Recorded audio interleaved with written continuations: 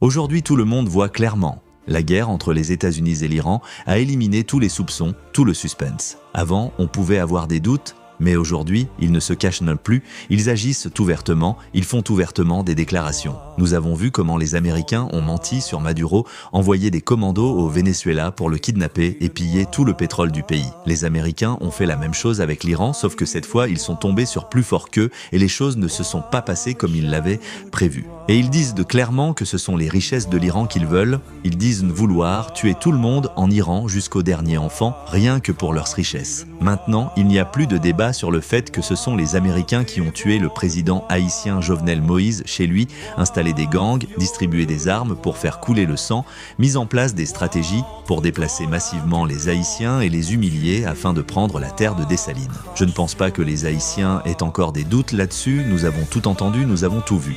Mais ce qui est triste, c'est que ce sont des Haïtiens qui tuent d'autres Haïtiens pour les Américains, des Noirs qui tuent ses semblables Noirs pour les Blancs, c'est tragique. Les enfants haïtiens meurent de faim pendant que les enfants américains sont rassasiés, sont gras comme des cochons avec les richesses d'Haïti. Ces gens n'ont pas de cœur, ils n'ont pas d'humanité, c'est pas des humains. Il n'y a plus de doute aujourd'hui.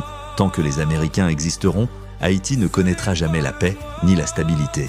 Et tant que la jeunesse haïtienne passera son temps à danser, à se battre entre elles sans stratégie, sans citoyenneté, sans ambition, sans rêve ni connaissance, Haïti restera plongé dans la merde jusqu'au cou. Le plus grand cancer d'Haïti, ce sont les Américains, les Occidentaux et les Haïtiens au nez froid, comme celui des chiens, sans colonne vertébrale, sans dignité. De Paintalist.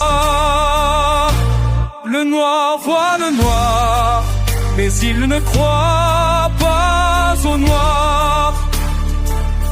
Le noir vit dans le noir.